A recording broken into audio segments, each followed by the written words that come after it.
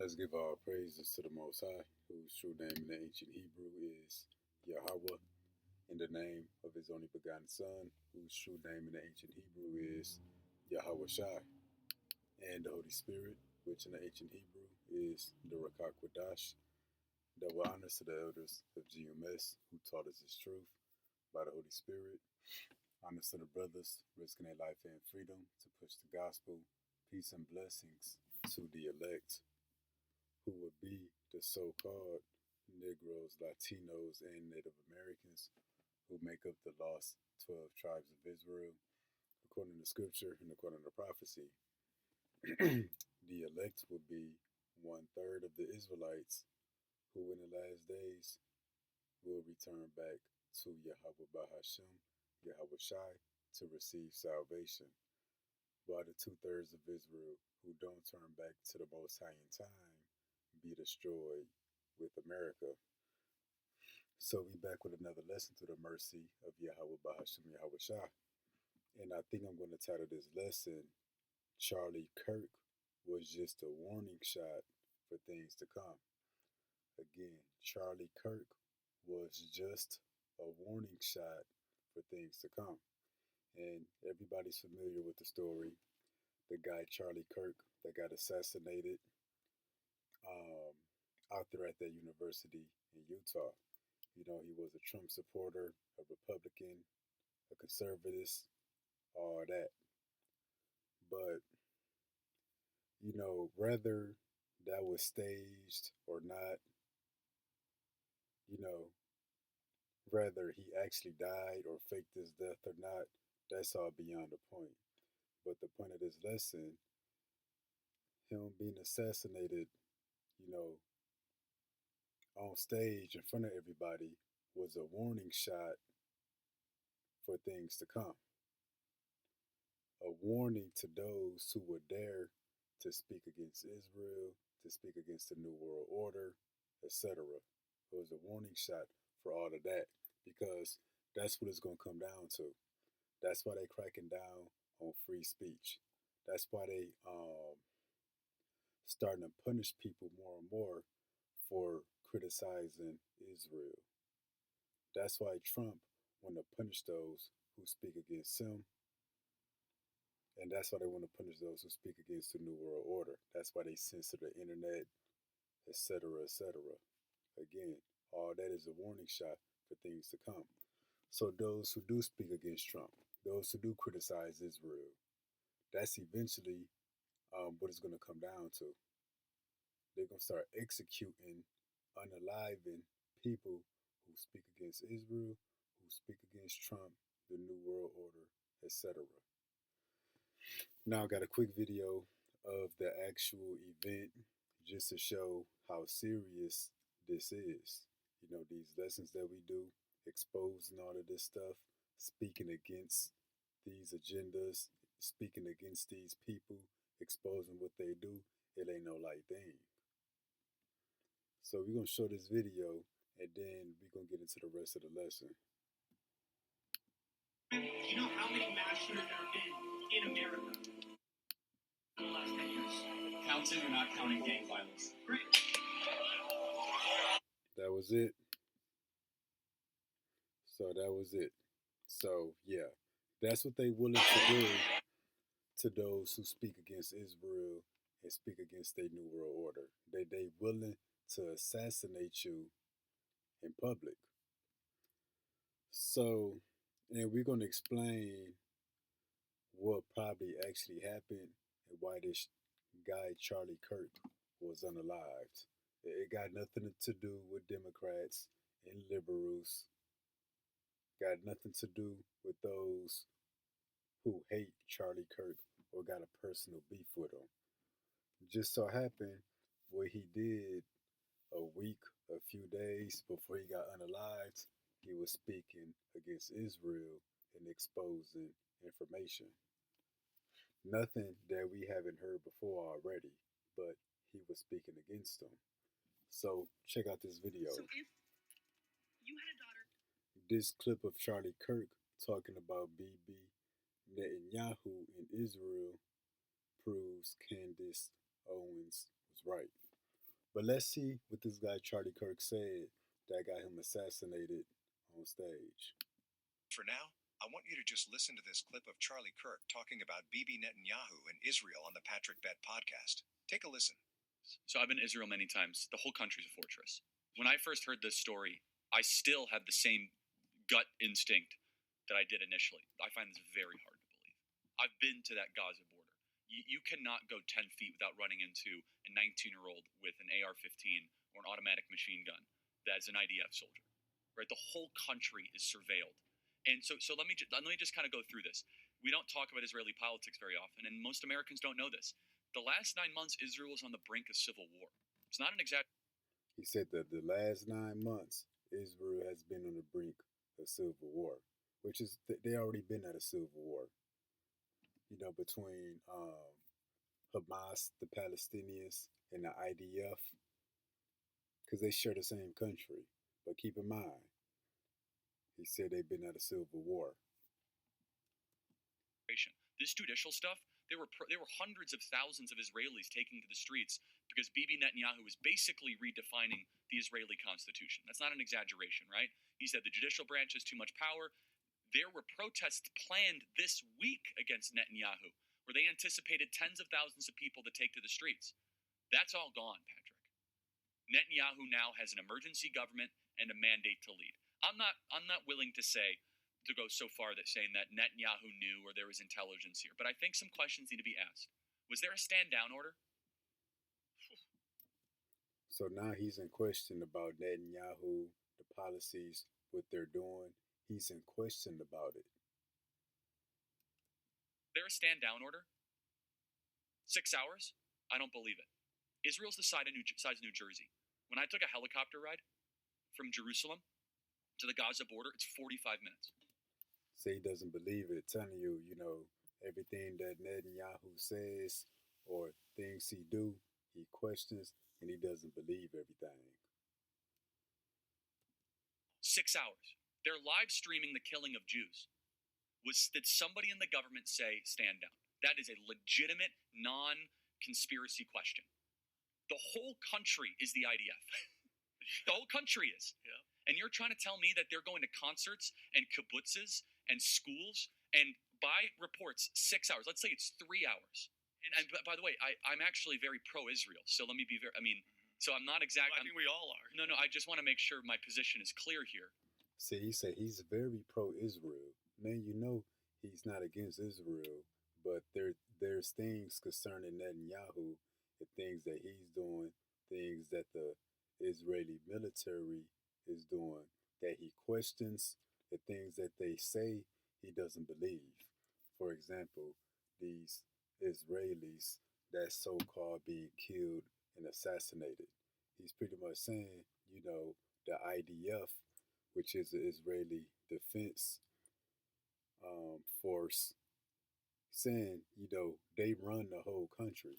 How are Israelis being killed at such a high number when the IDF is literally everywhere? He said, something ain't right. But again, that's why he said he's pro-Israel, very pro-Israel. There's just things he questioned, and there are some things that he doesn't believe. Then he's a free thinker. He's not going to just go along with what he's told. But so Patrick, there are other explanations. It's possible that the Netanyahu government was double-crossed by bad agents. Okay? That's dark, but it's not as dark as what we're talking about. Okay? Another aspect is that Netanyahu might have traitors in his government, like legitimate traitors that have infiltrated. I was texting with some senior people in the IDF, and they said, Charlie, I can't say too much, but let's just say the same problem you have with the left in America we have here in Israel. So there's something to think about. Just something to think about, right? Is that maybe there's some people within those intel agencies that aren't as sympathetic. Or maybe, Patrick, they might have gotten a tip, they might have gotten whispers, but no one thought it would be 1,200 Jews dead. That's a potential, right? Because here's the essence of it. The essence is this. This is the closest thing to the Holocaust that any of us have lived through. But the fact is now Bibi and the Israeli hard right government has a mandate. I gotta be careful the way I say this. See that? He know. he said, I got to be careful how I say this. And he wasn't careful enough because look at what happened to him on stage last week. He got hit up all up in his neck. But that's why I said, why else would he say, I got to be careful how I say this? Because you know what he's dealing with. Dealing with an entity that'll unalive him for speaking against them or exposing too much information. They're going to try to ethnically cleanse Gaza. And we've already been saying that they're trying to genocide Palestine. They want to exterminate Palestine to rebuild a so-called Greater Jerusalem, Greater Israel.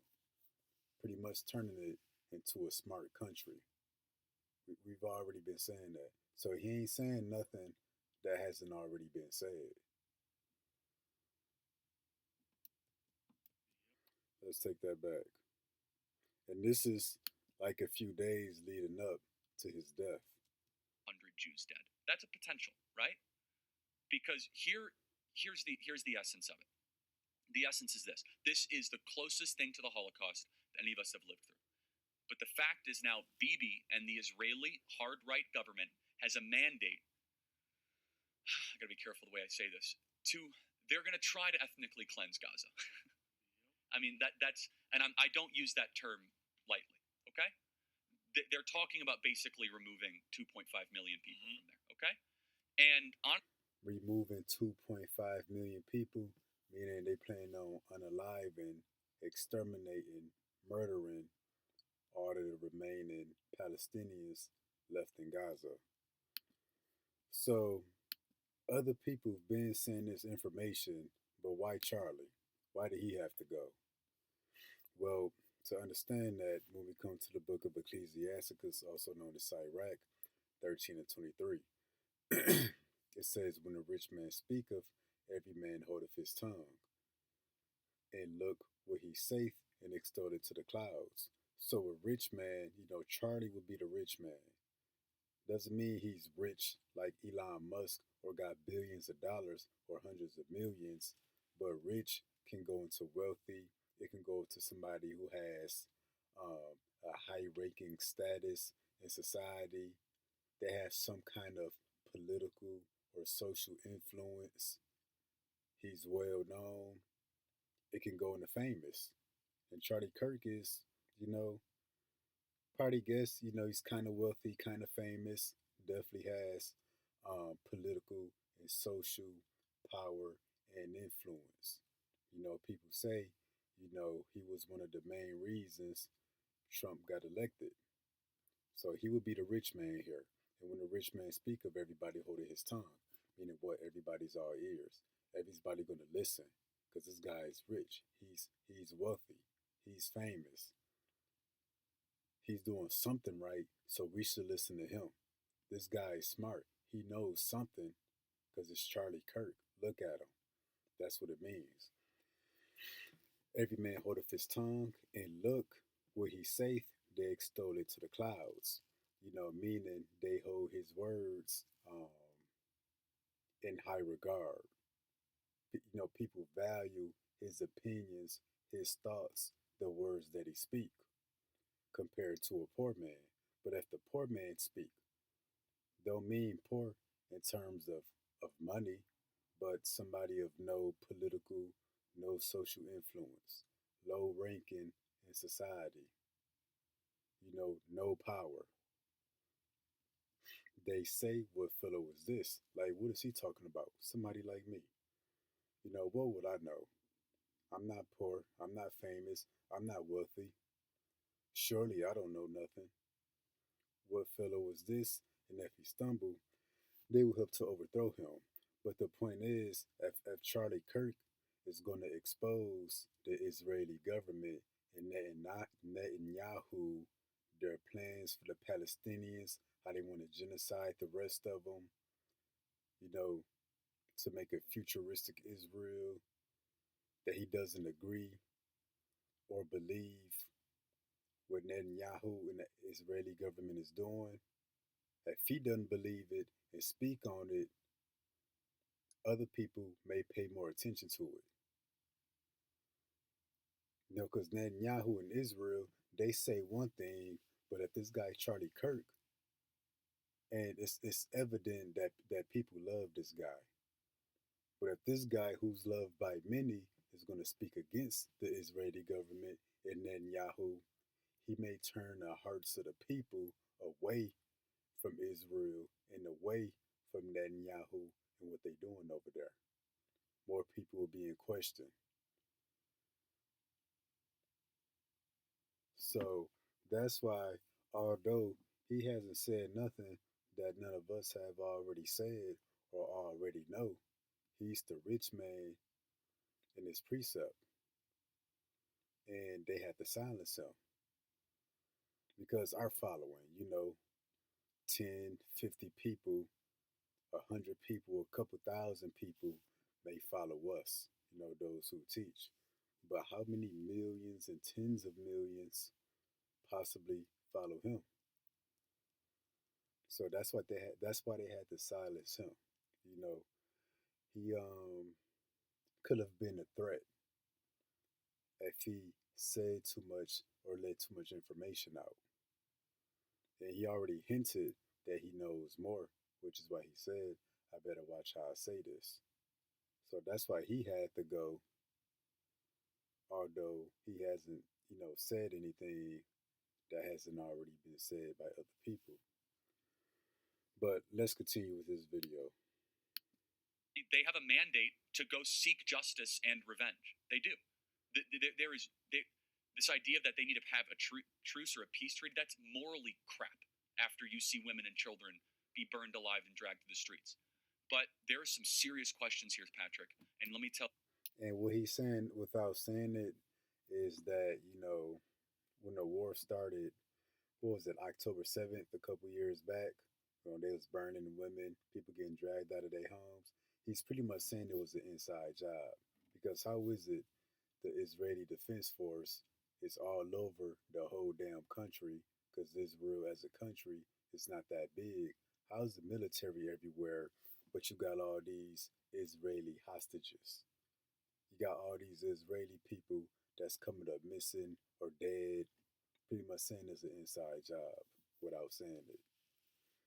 And they're going to use that, to justify ethnically cleansing or genociding the Palestinians to get them up out of the land. My pattern recognition over the last 5 years has become pretty sharp. COVID, Maui fires, Epstein. When I see a story and it doesn't click, our guts are usually right. So again, he's a free thinker. He can think for himself. He's capable of critical thinking. He said he sees the pattern.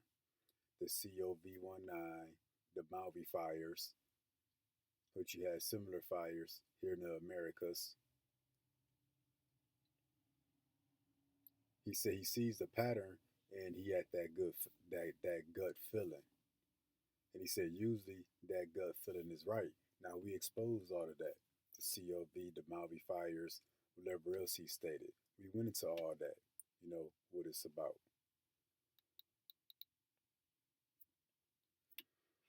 But, for the New World Order, they don't want no free thinkers. They don't want no free speakers.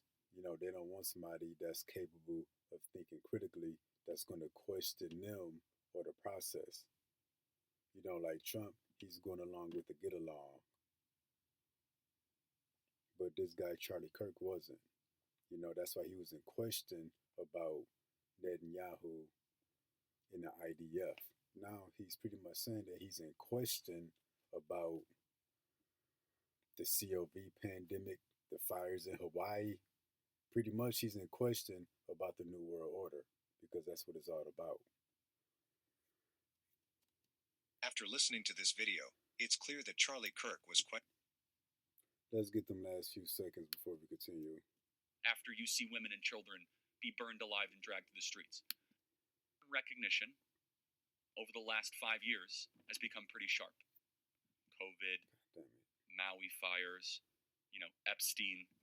When I see a story and it doesn't click, our guts are usually right. So he's saying, stuff that's been happening in America is not clicking. He said things ain't making sense. And that was the other one, the Epstein files, the COV, the fires. He said this don't make sense. So he's in question about what's going on. And for him to be more on the inside, he knows more than we probably know what's going on behind the scenes. And there's no telling, how much more information he would leak if he was still alive, which is why they hit him up all up in his neck. So again, that was a warning shot for things to come. But let's continue.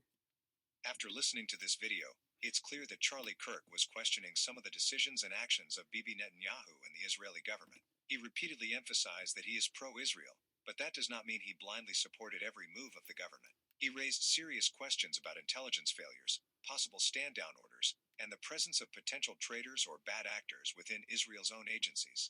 You can hear that he was thinking critically and independently, weighing what he saw on the ground against official narratives. This is where Candace Owens' point becomes very real. She mentioned the immense pressure Charlie was under, and this clip shows exactly why. Some of the same people who had supported or sponsored his movement in the past were likely uncomfortable with him questioning the government and may have threatened to withdraw support if he continued speaking out.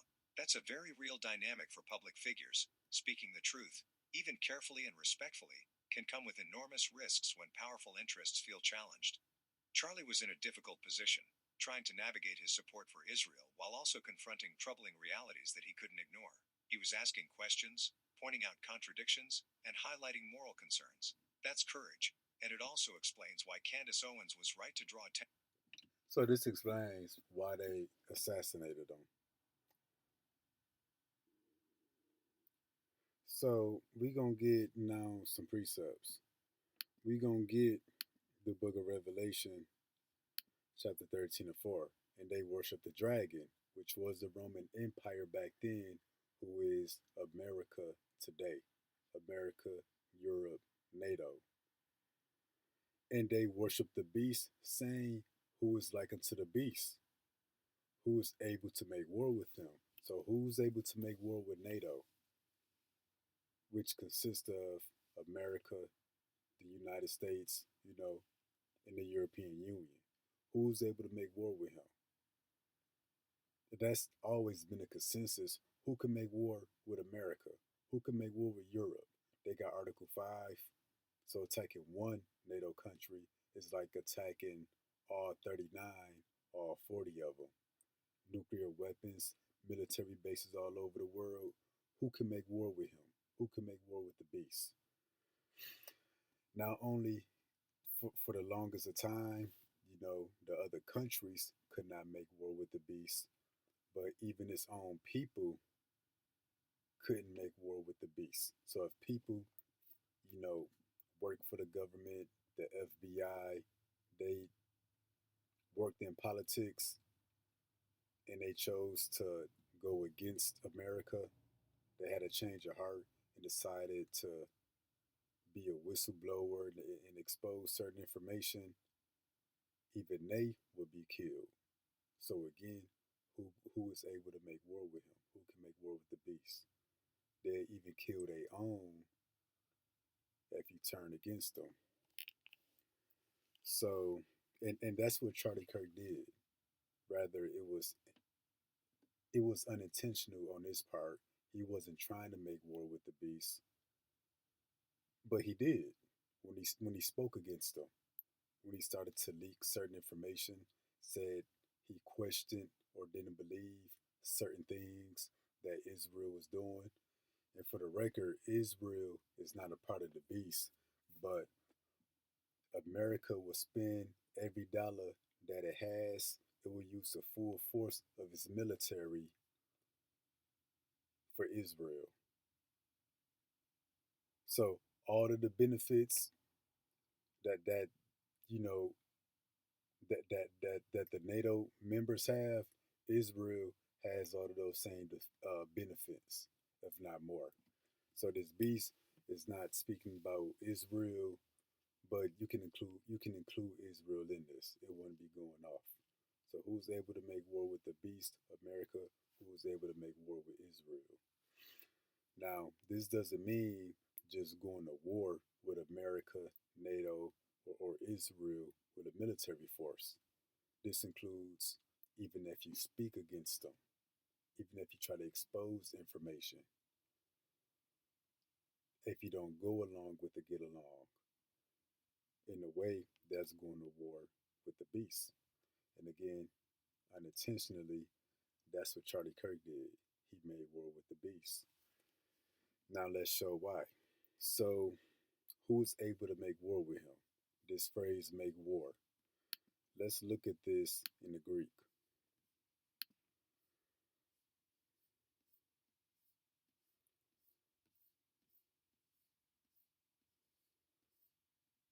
To make war, G4170.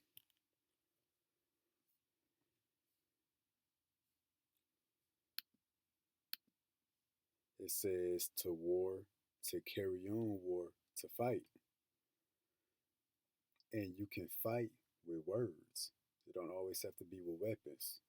So when it says who can make war with the beast, that's not just with your military with weapons. Who can speak against the beast? Who can expose information on the beast? They lies, they treachery, they evil plans and schemes. But let's prove the point further. It says to battle, literally or figuratively, to fight, make war. So when it says who can make war with the beast, it's not always literal. It can be figuratively. And you can fight with words. That's why there's a phrase, a war of words. But again, to battle, not only literally, but also figuratively. And figuratively, Charlie Kirk was going to war with the beast. Now let's prove it further. We're going to go to this root word. You know, the phrase to make war, the root is G4171. Let's go there now. So for this phrase to make war, when we come here, it says a war, a fight, a battle, a strife, a quarrel, a dispute. Let's look up this word dispute.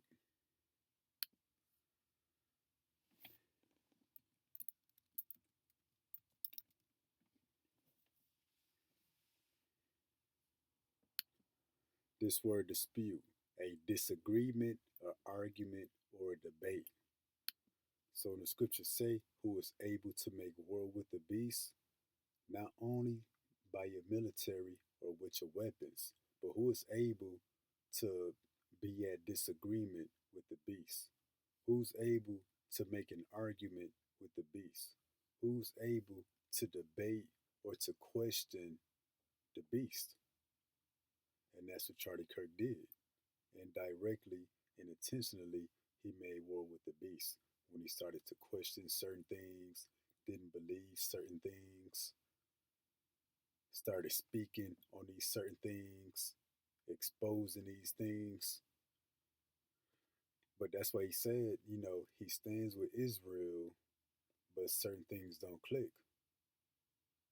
So he was at a disagreement with the beast.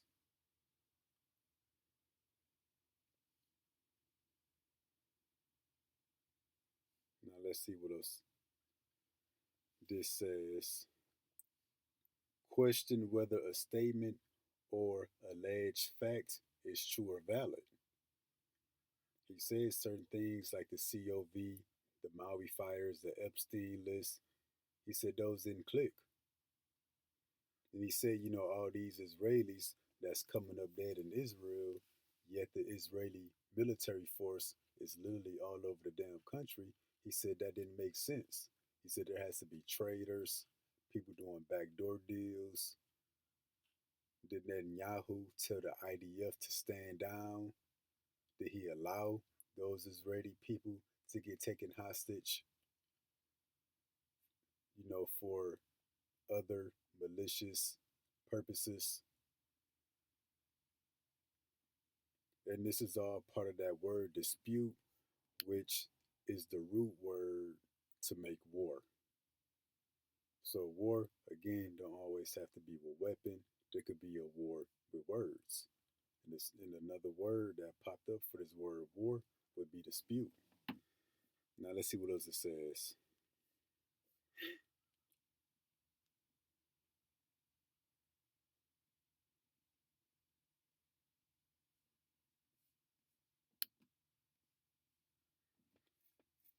Debate, discussion, discourse, a controversy, disagreement, friction, a falling out, a feud, a fight, a clash, difference of opinion. This is what was going on, between Netanyahu, Israel, and Charlie Kirk. Things happening here in America to bring about this new world order and Charlie Kirk.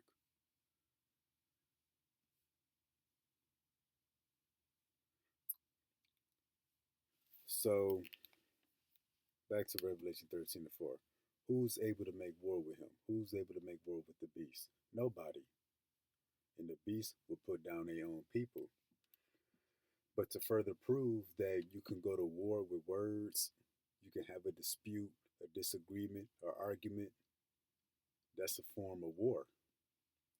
And that's a form of war that Charlie Kirk took up against this beast.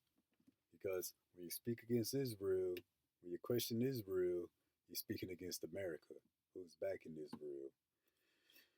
So this is Psalm 55:21. The words of his mouth were smoother than butter, but war was in his heart. So words that you speak, um, can be used. It's a form of a war. Again, that's where they got the phrase "a war with words." His words were softer than oil, yet were they drawn swords. But just showing that words are likened unto swords, depending on how the words are used. You can use words to target a certain individual or people, or your words um, can come out, and if there's a dispute or disagreement or argument, it's likened unto a war. But again, words can be likened unto swords, showing that there can be a war of words. Now we're going to get this Anti-Semitism Awareness Act passes in U.S. House despite free speech concerns. So this is supposed to be an anti-Semitism law um,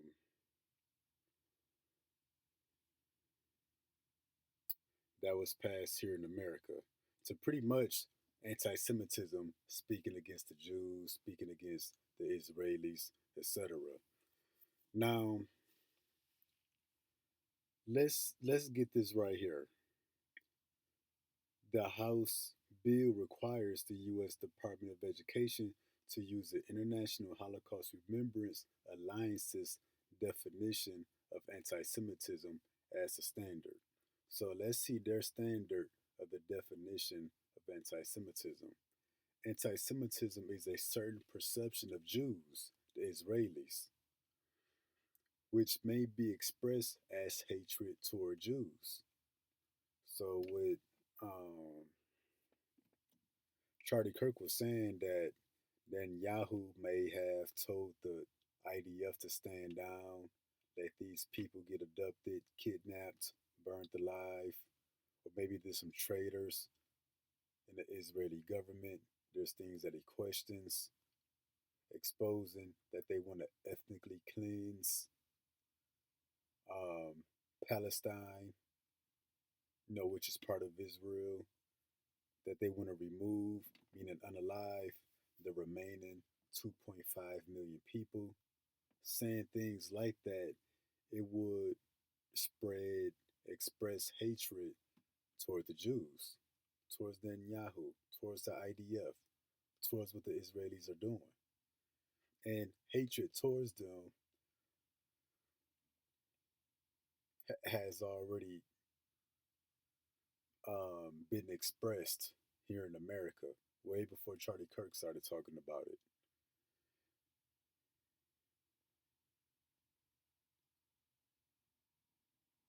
But that's the point. Um, to push certain perceptions on the Jews, which would express hatred toward the Jews or spread hatred toward the Jews, and that's why when we get some more examples, it says drawing comparisons of contemporary Israeli policy to that of the Nazis. The Nazis did what? The Holocaust. And that guy Charlie Kirk, he actually used that word, saying there was a Holocaust against the Israelis there. How many of them were killed, abducted, taken hostages, and he indirectly said or placed the blame on Netanyahu for the Israeli Holocaust. And then furthermore said that they want to ethnically cleanse Israel of the Palestinians. So that's a way of saying Holocaust without saying it.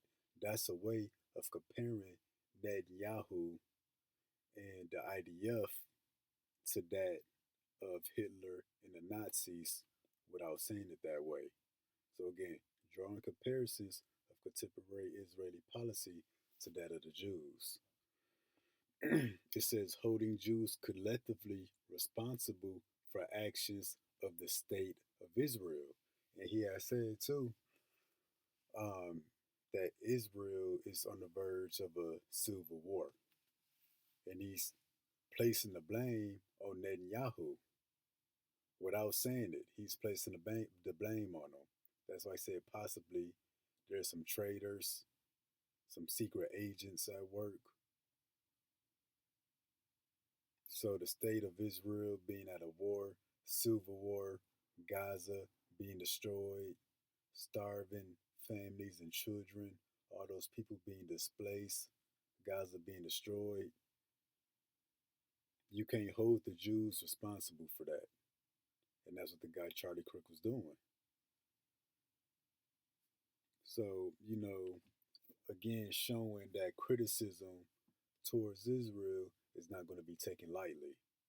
Why are we able to do it and get away with it? Because we the poor man in Sirach 13 and 23. And Charlie Kirk is the rich man, a man of influence, a following, well known. So when he speak, hey, people gonna listen and take it to heart. They're gonna believe.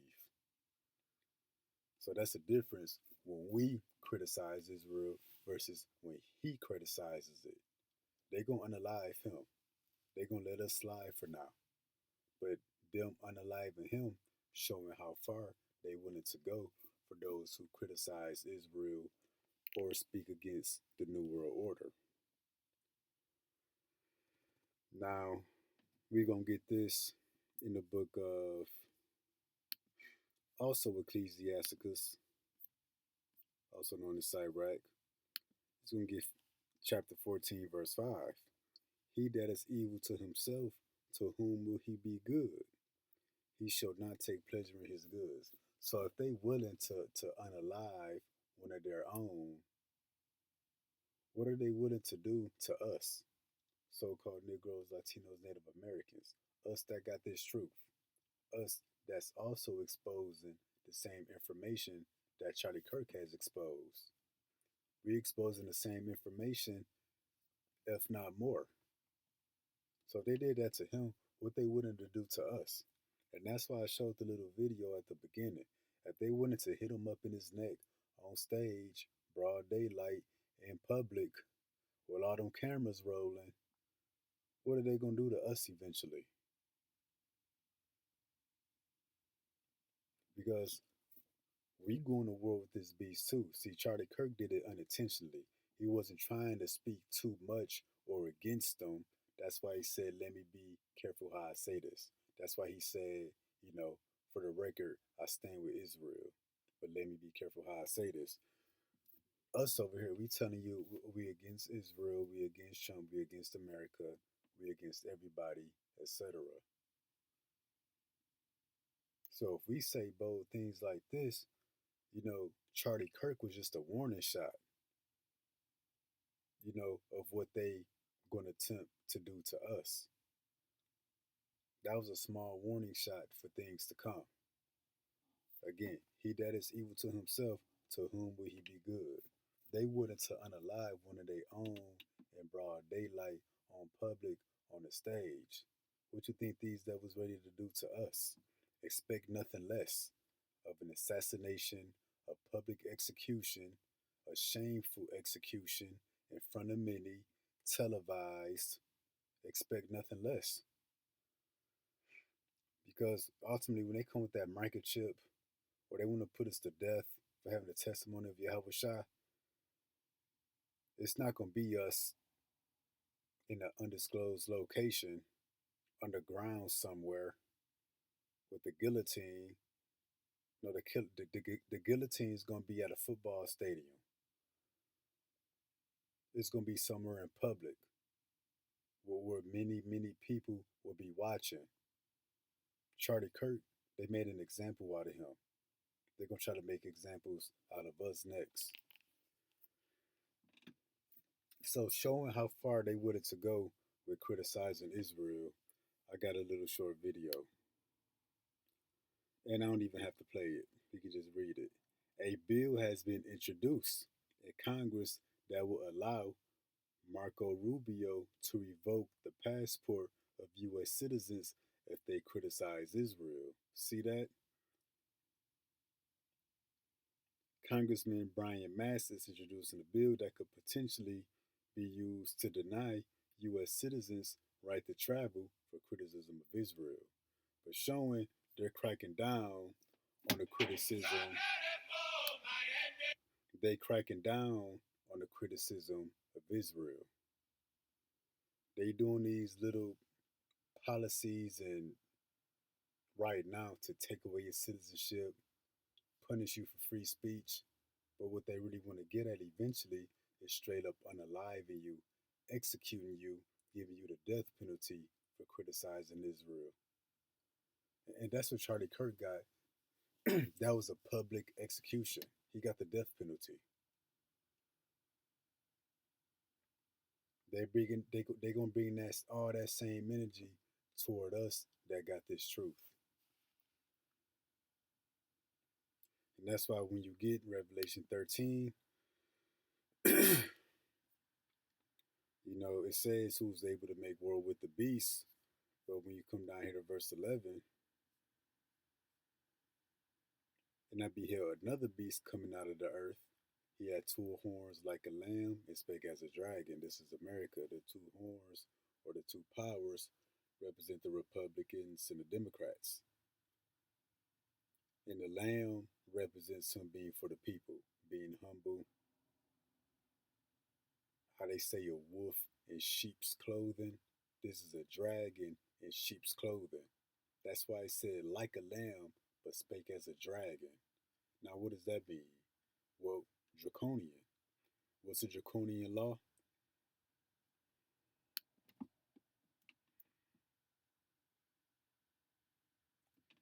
It says law relating to characteristic of Draco or the severe code of laws. Let me see. It says to be cruel or severe. But let's get some examples. Get this shit off the screen, bro. Draconian comes from Dracon. Later Latinized as Draco. Legislator who created a written code of law. Dracon's code was intended to clarify existing laws, but its severity is what made it really memorable. According to the code, even minor offenses were punishable by death. See that?